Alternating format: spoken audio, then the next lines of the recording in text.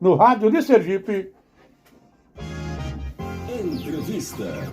Dr. Cláudio Neves, Antônio Cláudio Neves, que é geriatra, gerontólogo, toda terça-feira, está nesse programa tirando sua dúvida. Quer tirar dúvida, fazer pergunta ao médico? 3215-7300. 3215-7300. É o número do WhatsApp da 103. Agora há pouco, uma senhora falava sobre a questão da vacinação, doutor Cláudio. E ela dizia, sou asmática, tenho 60 anos, já tomei as 2 doses. Mas na entrevista do Dr. Marcos Aurélio, ele falava que mesmo as pessoas que tomaram 2 doses, ou até 3, correm risco de contaminação. E aí essa senhora pediu que a gente trouxesse para o senhor também essa pergunta para que o senhor pudesse detalhar um pouco mais. O que fazer? Essas pessoas que têm comorbidades, que estão assustadas com essa nova onda de contaminação pela Omicron. E, claro, o medo de contraírem novamente, e como tem essas comorbidades, terem, desculpe a redundância, aí os sintomas mais graves. Bom dia, doutor Cláudio. Bom dia, Carlos Ferreira. É um prazer. Excelente pergunta de utilidade pública, serve para várias pessoas. O que é que acontece? As pessoas com comorbidades, elas têm maior risco de complicações. O Covid é um processo infeccioso, como a influenza ou a gripe, que também pode trazer complicações. Lembrar que a gente tem várias viroses circulando e que as pessoas que têm risco de complicações diante de uma infecção têm que ter muito cuidado. Toda infecção, ela pode desestabilizar uma placa de gordura que está ali, a febre, o processo, o aceleramento do metabolismo, isso pode favorecer e precipitar um infarto, um AVC, uma complicação vascular. Na questão do Covid, ainda tem a ação direta do vírus que mexe com o endotélio e aumenta ainda tem um risco maior de complicações vasculares. Então, as pessoas com comorbidade e com maiores fatores de risco vascular principalmente, tem que ter um cuidado redobrado. Então, além da vacinação, que a vacina não é 100% eficaz, principalmente nas pessoas idosas, como nós assistimos no início, utilizou-se uma vacina com menor eficácia que não tinha outra, e alguns idosos, mesmo tomando as 2 doses, até pessoas importantes, como Tarcísio Meira e tal, acabaram falecendo, né? Isso. Então, o que é que acontece? Lembrar disso, a gente tem que lembrar que a vacina, ela é uma arma grande que tem que ser feita. Mas aí as pessoas que têm comorbidade e idosos, elas precisam de um reforço realmente. A ideia do reforço, ela vem porque a resposta imunológica do idoso, ela é menor. Então, como geriatra, a gente tem que explicar, o idoso precisa realmente de um estímulo maior. Então, a gente tem que ter a vacinação, se possível, e a gente vai falar do I, da política do I, não do O.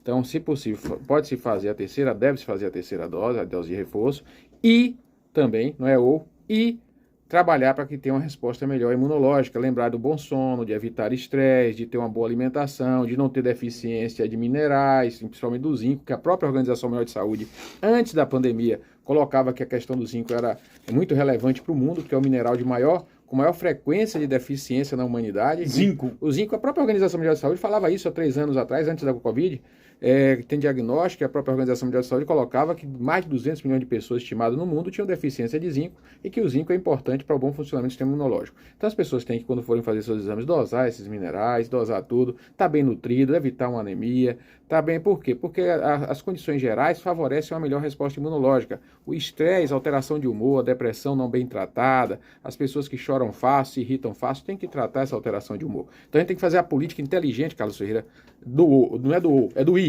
Então a vacinação, sim, e cuidar da saúde geral também. E, porque a gente está vivendo no Brasil, estou assistindo um O. Eu já falei isso, acho que em outros programas, os ouvintes aí são outros, e a gente pede que a gente vão vestir a bandeira do I, que eu acho que é a que eu defendo é do I. Então vacinar sim, o idoso com esse cuidado, comorbidade tem essa cautela, a dose de reforço é necessária, e também cuidar da saúde de forma geral, que eu estou achando que está faltando mais isso na mídia, e se o programa permite e ajuda muito, a gente tem que agradecer nesse sentido. Entre essas pessoas que têm comorbidades, como a senhora, a dona Vera, tem asma, tem que ter todo cuidado, claro. Muito. Seguir o seu tratamento, né? Isso. Seguir o seu tratamento, não deixar de lado o seu tratamento. Não só agora na pandemia ela tem asma, ela tem que ter cuidado a vida inteira para não pegar um processo infeccioso, para não ter descompensação do processo asmático, não estar forçando o seu organismo.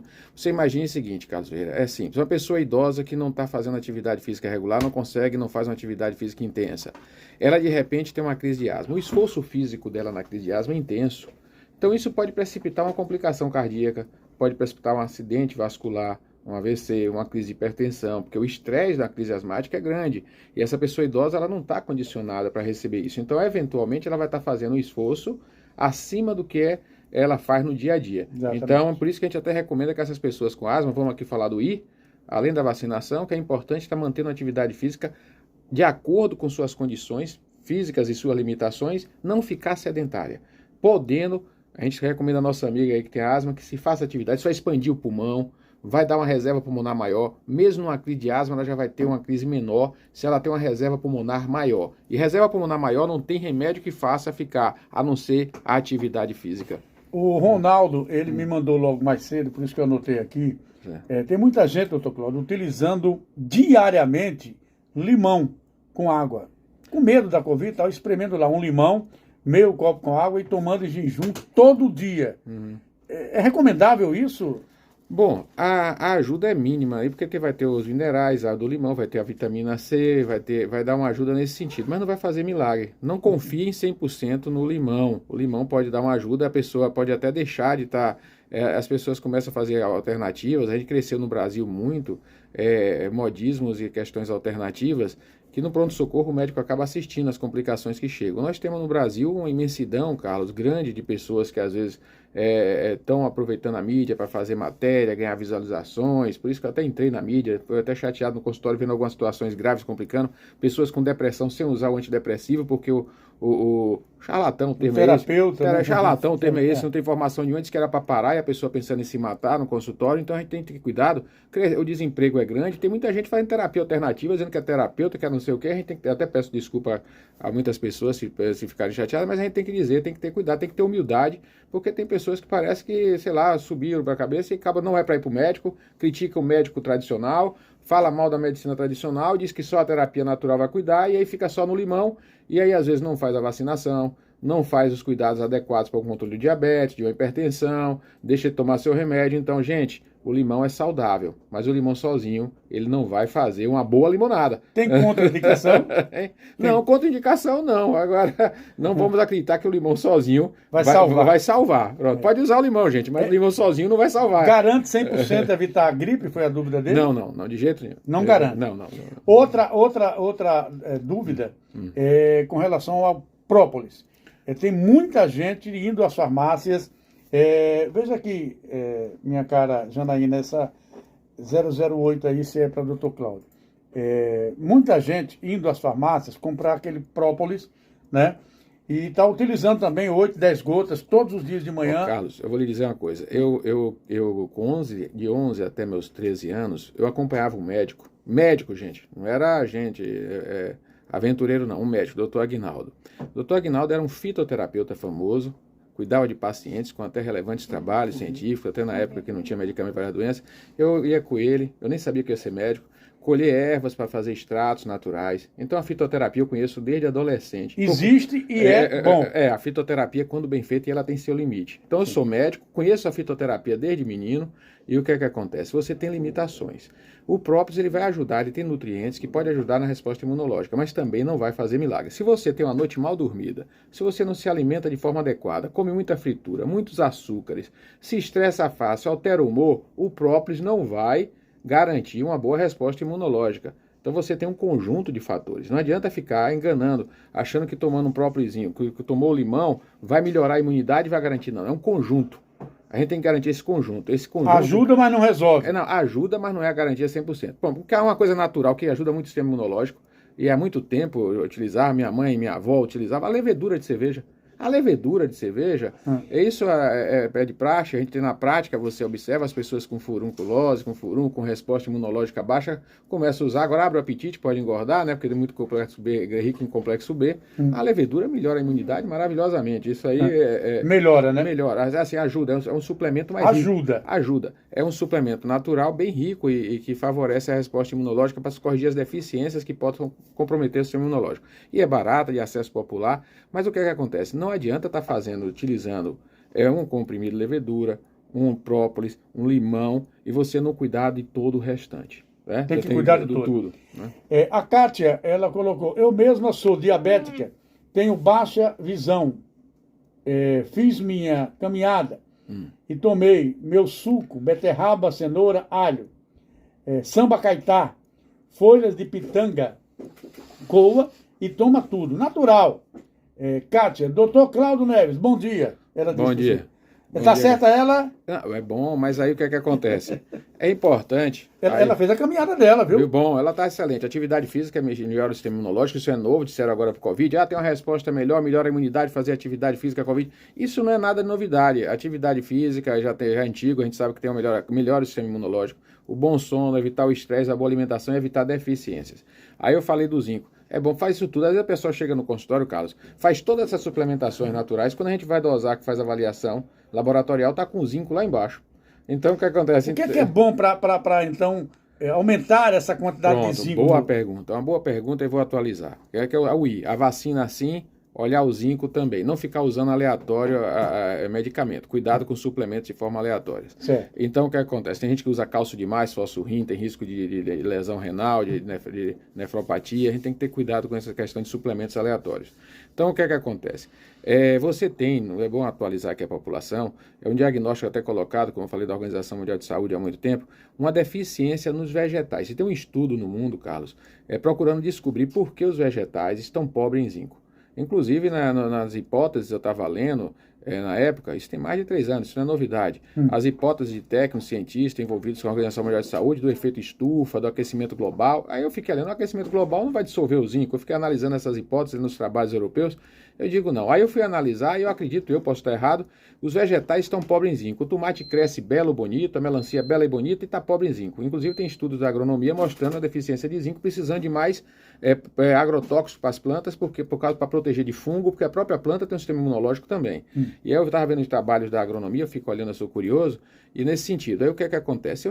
Cheguei à minha conclusão, minha pobre e humilde conclusão, posso estar errado, que a renovação do solo é que não está sendo bem feito. O pessoal renova o solo, foi ver adubos com fósforo, calcário, bota muita ureia, matéria orgânica, que às vezes ela pode estar pobre em zinco. Então o solo pode estar ficando empobrecido nas grandes plantações e a falta de renovação no solo de zinco fazendo os vegetais crescerem pobres em zinco. E isso leva o ser humano a que busca, e a maior parte pega alimentação em vegetais de grandes produções, no mundo todo é assim, a gente sabe. Então essas grandes produções pobres em zinco podem estar levando a deficiência no ser humano de zinco.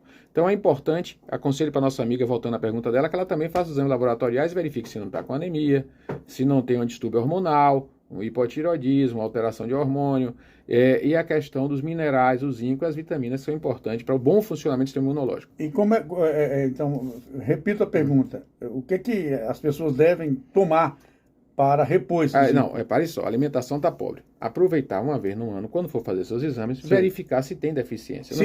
Se tiver, fazer a reposição de acordo com o médico, está observando para não ter excesso. É uma manipulação. Manipulação não, tem vende zinco, vende até para criança. Se você chegar na farmácia hoje, Carlos, o zinco é tão importante que você chegar na farmácia, tem lá para as pediatras prescreverem soluções líquidas para as criancinhas só de zinco. Ah, é? É. E para os crianção? Zinco Kids, zinco... Aí tem também, então o que acontece?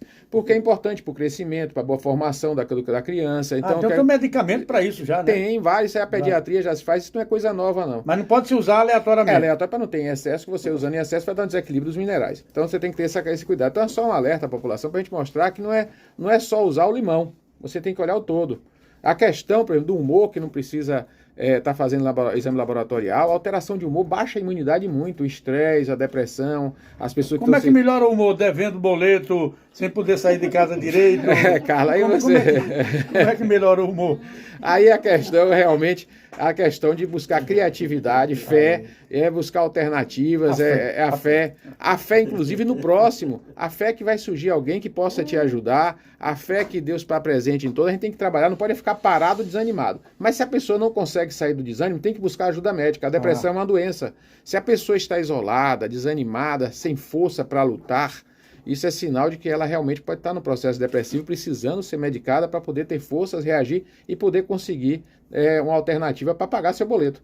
Isso aí. Dr. Cláudio é craque nisso. Você encontra o Dr. Cláudio ali no IAL, na Rua Campos, número 609, Instituto de Atenção à Longevidade. De Atenção à Longevidade. É um programa fantástico. Vá lá conhecer, você que é idoso, além do excelente médico que ele é, mas também envolvido nessa questão aí da longevidade. Ele atende lá no IAL, na Rua Campos, número 609. Doutor Cláudio, muito obrigado. Programa de novo muito corrido, mas a sua participação é fantástica. Como feijão, como legumes, como verduras, Tá vendo? Tá vendo? Tá bem, né? Tomara que essas verduras estejam bem nutridas. Feijão tem zinco? Tem, deveria ter, mas a gente tem que saber se essa plantação... Então, o que é que acontece? Esse é o problema. A gente está numa revolução do mundo, da alimentação, que a gente tem problema. A humanidade cresceu demais e a forma de alimentar também modificou muito. Verdura melhor crua ou cozida? Quanto menos aquecida, melhor. Se for feita no vapor, melhor. Né? A gente fazer aquela verdura que quanto mais tempo o alimento no calor, mais ele vai perdendo nutrientes, as vitaminas, os aminoácidos. Então, se você puder cozinhar o menor tempo possível, o suficiente para deixar ele mastigável e saboroso, você vai ter mais nutrientes. Esse Dr. Cláudio é uma fera. Muito obrigado, Dr. Cláudio. Deus lhe abençoe, viu? Amém a todos nós, a todas as nossas famílias. Grande abraço.